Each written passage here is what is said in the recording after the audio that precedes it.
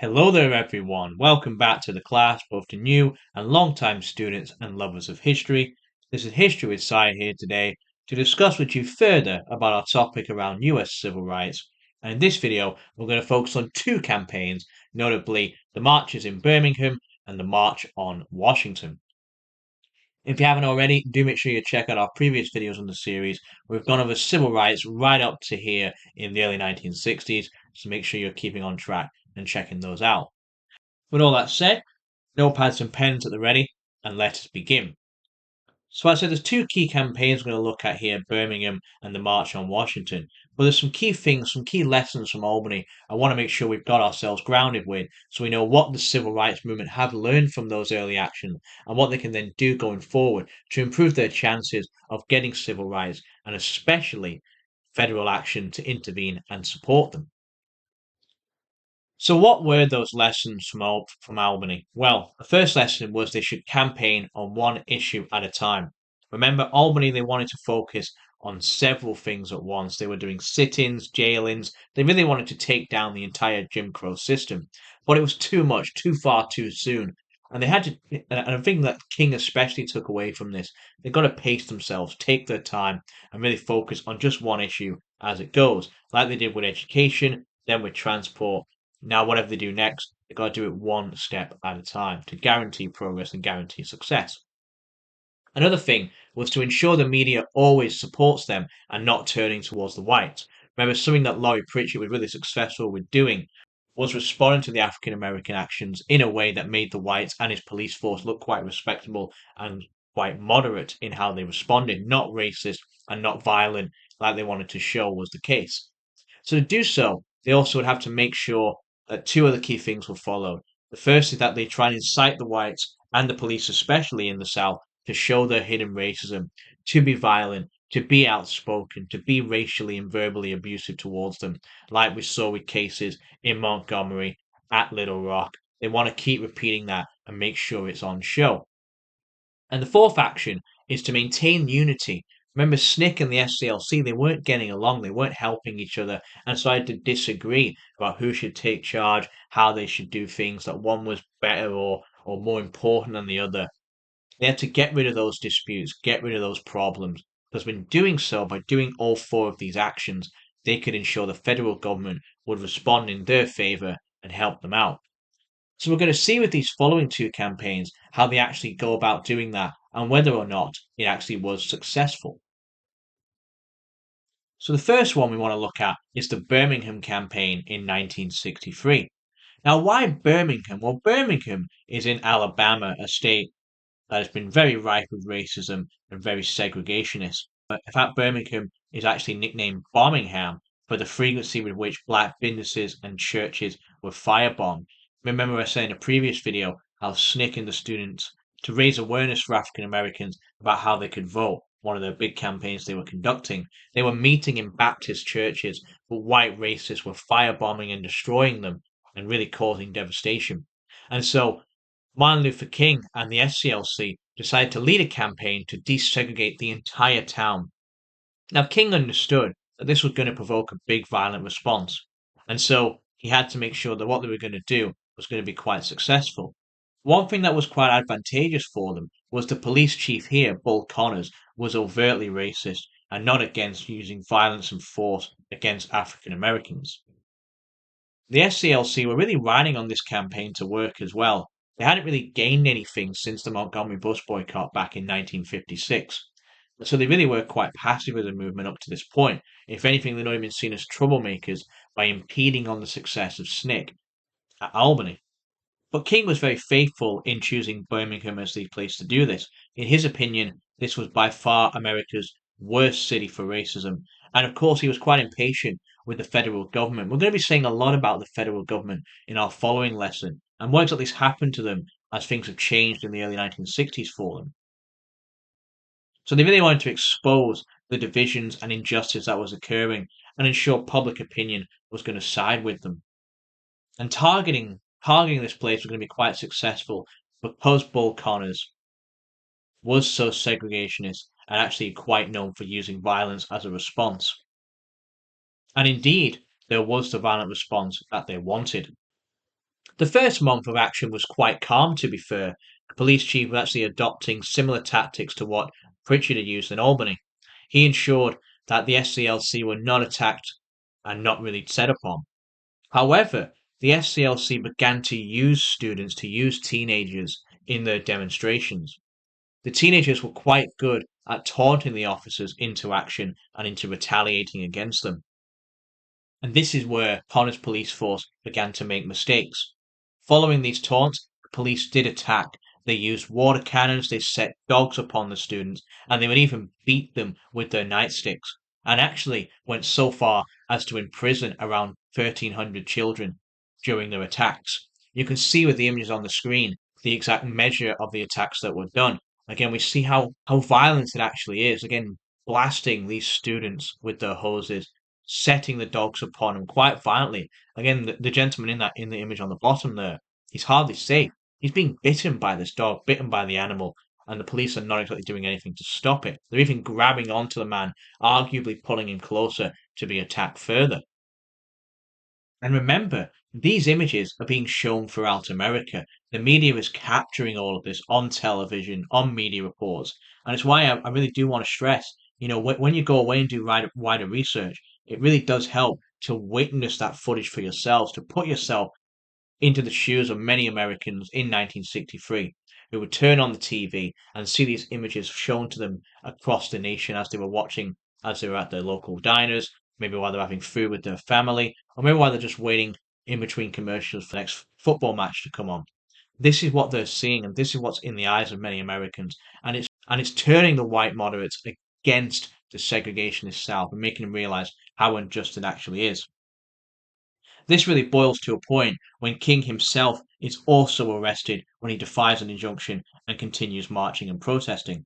He is actually put in solitary confinement and is not allowed to meet with his lawyer. While in prison, he actually begins to write the letter from Birmingham jail, which is a big treatise where he argued that time for patience and waiting was now over. One of his most famous quotes was, "For years now he has heard the word wait. The wait almost meant never. Justice too long delayed is justice denied." This became a very inspirational letter for these civil rights activists across the South and America at large, and also gained popular attention in the wider media. Bull Connors, as well, became the face of racist states in the South, and many began to reject his message of enforcing segregation, especially as violently as he was doing so. The power of the media was really influencing politics now, so much so that President Kennedy finally had to get involved. He had to intervene. He had to ensure King was freed and had to use his power at last to finally plan a true civil rights bill that wasn't going to just be done in name only, but was finally going to be enforced. Because remember, civil rights bills have been passed before. Eisenhower had done two of them in 1957 and even 1960. But here we are 3 years later, and the problems remain. There is no de facto progress. And so it's up to Kennedy to finally react and make a stand and make a change with this. However, this was not instantaneous. I'm actually going to go a few months into the future now and see that the progress still hasn't actually been achieved, and it perhaps will take one more big action, which is the March on Washington. So we move forward now to August 1963. And this March on Washington is going to be a massive cultural event, not just for civil rights, but it's actually broke through the popular consciousness, the popular memory of the American nation. And for many, it is arguably the civil rights movement's most successful event they ever managed to put together. This was a massive, massive rally with roughly 300,000 people involved across the nation, and they all marched on Washington to ensure they were finally heard. Marches were indeed a favored tactic by civil rights activists, and of course, choosing the nation's capital at this time was very important. This was in 1963, of course, and that's actually 100 years to the month when Abraham Lincoln's Emancipation Proclamation was finally declared. You should remember this way back in our Civil War video when we mentioned how Abraham Lincoln put forward this idea of reconstructing America to ensure equality for African Americans. And here we are 100 years later, and for many Americans, that equality has not yet been realized. And so this is a real big union now of those four big civil rights groups. We have CORE under James Farmer, SNCC under John Lewis, the SCLC under Martin Luther King Jr., and Roy Wilkins of the NAACP finally coming together, finally doing a big united action like they should have done back in Albany. It's also again worth mentioning that Randolph of the Brotherhood of Sleeping Car Porters is the one to organise this event and make sure it occurs. He had some help from Bayard Rustin, member of CORE. And they were aiming very clearly to encourage Kennedy to pass his civil rights bill he began proposing and to ensure that African Americans could secure better employment and therefore a better life in America. They were very much fixated on how effective nonviolent protest would be and wanted to achieve that great change.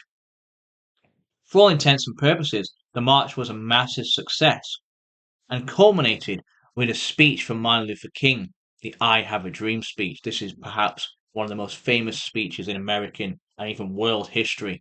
And this is where King's skill as an orator from being a Baptist minister really became quite important. This was streamed throughout America, and as King stood there and spoke very clearly of blacks and whites finally being able to come together and live free at last, that really resonated with a lot of Americans and even the president himself, who had to commend that King really had done quite well for himself and had achieved a victory and a triumph for the civil rights movement. But he wasn't the only one who was there. He wasn't the only one to do any action. Again, there was many here, many celebrities who came out and campaigned as well. I can't mention them all, but some I do want to make note of are the likes of well-known singers like Bob Dylan and Joan Baez. Bob Dylan actually sang Eyes on the Prize with fellow Baptist ministers to the entire crowd while they were there. If you haven't listened to Eyes on the Prize, I think it quite succinctly captures what the African Americans really wanted. Other key celebrities were the likes of actors like Charlton Heston, Marlon Brando, and Sidney Poitier. And many women also gave tributes as well, especially in the name of Rosa Parks and her actions. And so it was quite fitting for the rally to finish at the Lincoln Memorial, where in front of the president, who had arguably done the most for African American civil rights, that they could make a real message that the government should get involved and finally do something. But one thing I do want to finish with as well is John Lewis, the leader of SNCC at this time. He also gave a very impactful speech as well that stood out to me. And I think it's worth mentioning something that he called for. He said that the African Americans did not want change gradually. They want it now, because many in America have been preaching this idea of generations, that over time, rights would get better and life would get better for African Americans. But he made a strong and very valid point, which is the case of it happening right now. Why must it keep getting delayed? Why must it be gradual? And again, this links back to our initial point about the pace of change for African American civil rights. We started this campaign way back in the 1780s, and here we are now, nearly 200 years later. There's a big argument that after 200 years, maybe the African Americans should have achieved much more equality, much more of their civil rights than they actually have. Will they finally achieve this progress? Will they finally get the civil rights they finally rightfully deserve? Well, that's what we're going to find out in our following lesson when we get into the actual federal impact. We've not talked a lot about the government in quite a while in this series, so it's only very rightfully that we go back to the government and see what's been happening at the federal level and how the civil rights movement has impacted change upon them and therefore improvement for their lives and the African Americans throughout the nation. As always, I hope you found this video series quite insightful. Do make sure you subscribe and comment below how you'll find the learning in this series. And of course, as I said at the start, do make sure you're checking out that further reading. There's a lot more to learn about these actions, about these campaigns. So do go out and seek it, as all historians should do. With all that said, thank you for watching. This has been History with Sire. Thank you for listening.